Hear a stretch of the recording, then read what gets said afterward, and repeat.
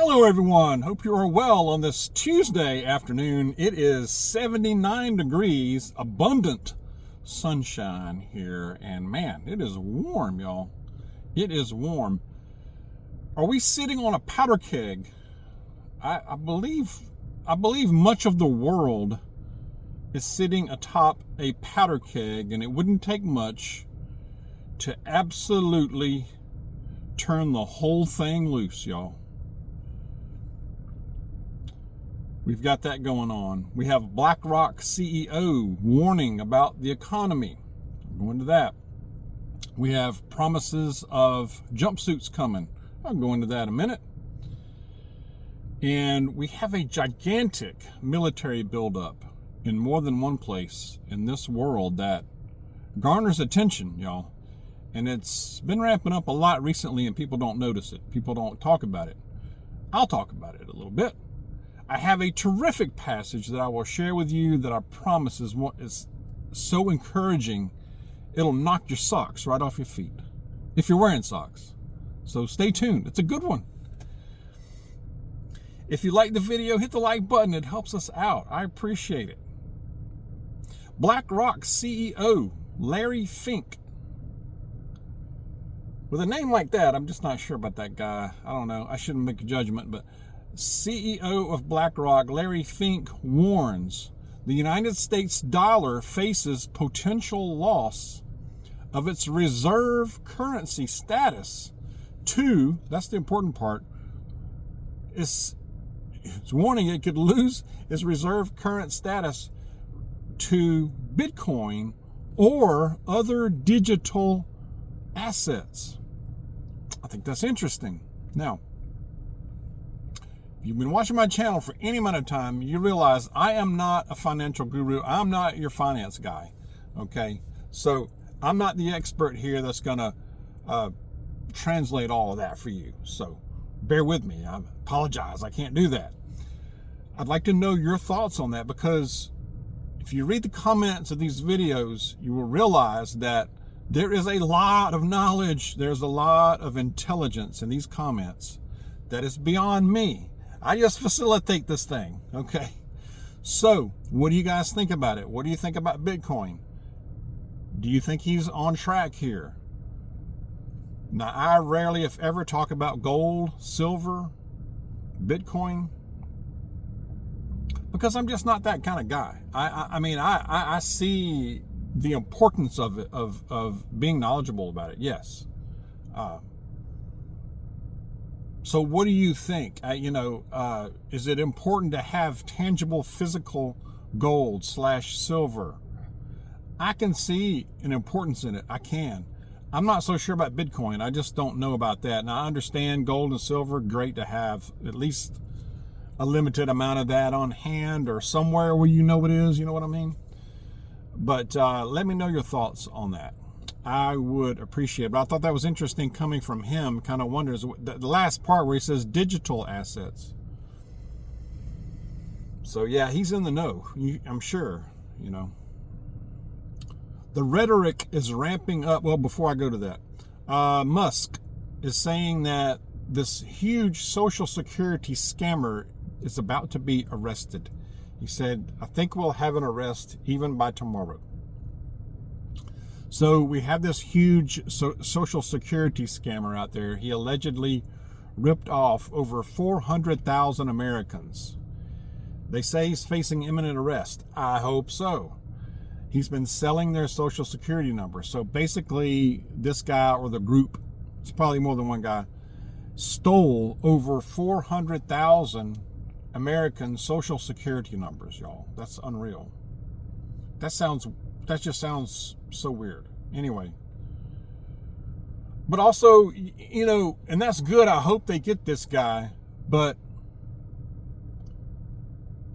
what about other, we know there's been this huge scam in Social Security, and especially with the newly arrived group of people who are in the country against the law. I'll put it that way. You know what I mean? I hear all these reports about how they have Social Security numbers and they've been getting all these benefits while we work our dog tails off out here. Okay? And this dog squeeze has got to come to a stop, y'all. While we're out here trying to do the right thing, we're not trying to scam anything. We're just trying to go to work and do the things, right? They've got to put a stop to this.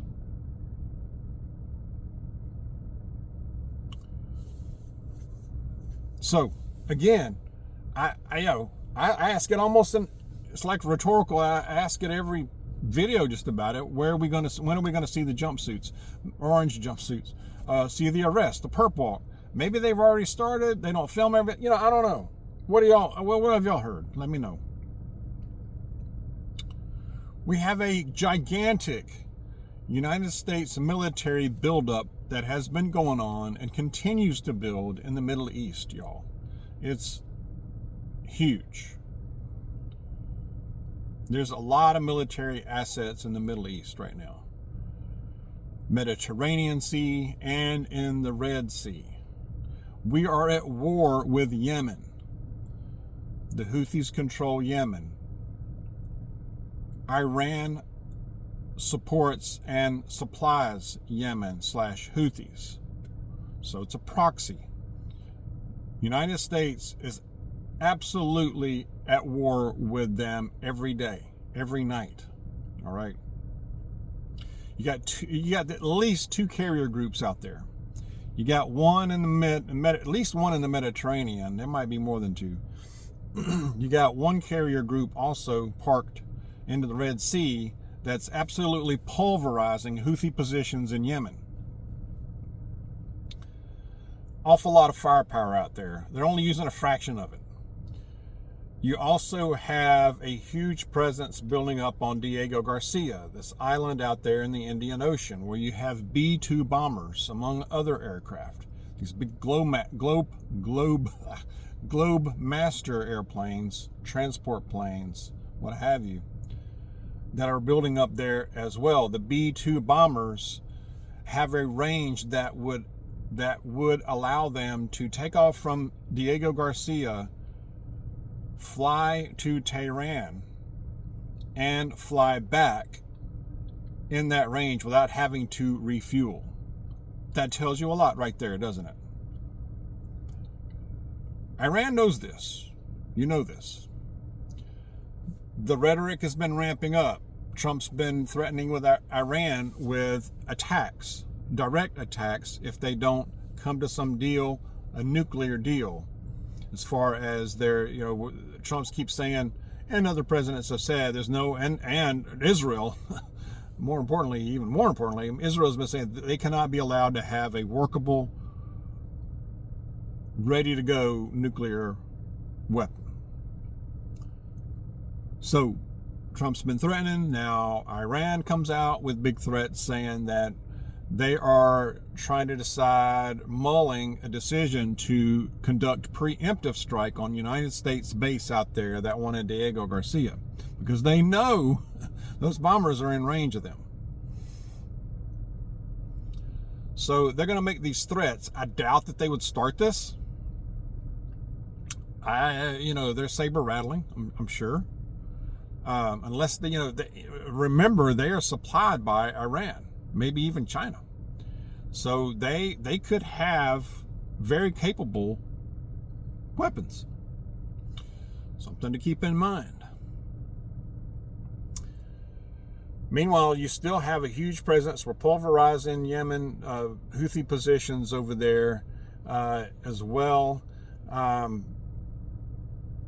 I just have this. Oh, and by the way, in Asia,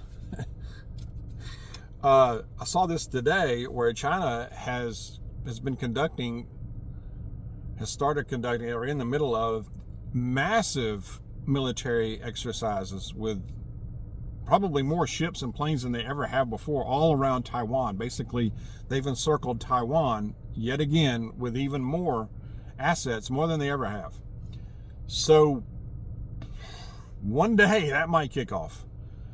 I have a feeling, as far as that part about China, Taiwan, I don't know. Something just tells me that they're just going to keep doing that. One day they're just going to have Taiwan without a shot taken. they're going to put enough pressure on them. They probably have people inside Taiwan that's intertwined and all kind of stuff, just like they do here. And I think one day they're just going to announce it, or they might not even announce it. They'll just take over Taiwan. They're probably already in the process of it without one shot being required to be shot. It won't even be necessary. That's my thought. I could be totally off. But there's a lot of little spots all over this world that are either already on fire or a powder keg. Europe, let's go to Europe for a minute. I'm not holding my breath on any peace deal going on there between the Ruskies and the Z-Man, UKR. They've been working on that for quite a while. Maybe it'll happen, maybe it won't. When will it happen? How long will it take? Meanwhile, I heard that Putin has called up and even more troops. So they're doing more mobilization. They're getting ready to pour more in there. They can do that. Throughout history, that's what they've done. That's how they win. They're just going to overwhelm you. So that's what they're doing. So how does that end? And then Europe over there, Western Europe is acting like they want some of that. And they're like, oh, we need to have troops in there. Oh, we need to we're telling our citizens to have 72-hour survival kits. I don't know what 72 hours is going to be. 3 days? I don't know. Is that enough? No, of course not. So it's all weird. It all sounds scary to me. Maybe it's all just a show, but I don't think so. I mean, think about it, y'all. World War II. Let's go back to World War II for a minute. Did they really realize? I mean, let's think about it. Germany, September 1, 1939, Germany invaded Poland. Now, history will teach us that's when World War II started, right? Pretty much agreed on that. But if you went back to that time, Germany invaded Poland. Okay, it didn't take long. Poland folded fast. France, I think, folded even quicker, by the way. But anyway, beside the point. So that was September 1 of 1939. Poland is invaded. Great Britain and France declared war on Germany on September 3rd. So you got what, 4 participants? It's on. It's on like Donkey Kong. But at that time, the people writing in the press, were they calling it World War II already? So did the participants realize, oh, World War II has started? I don't know. I don't think so. Now, that was in 1939, in September. The United States did not officially enter World War II until December 8th of 1941. Pearl Harbor attack was December 7th of 1941. We declared war the next day, of course, rightly so. So the United States enters the fray, officially.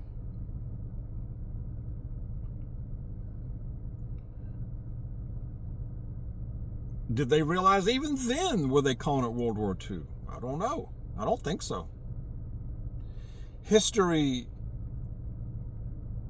over time afterwards, usually determines or decides, I guess, when world wars started.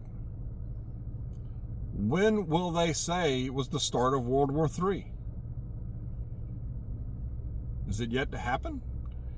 Is it yet to really kick off? Did it start a few years ago or a couple years ago when Russia invaded the UKR? Was it even before that, 2014? I don't know. Was it 2020? Was it 2020 when the world changed? That might be the real one right there. 2020. What was that? March, April? Yeah.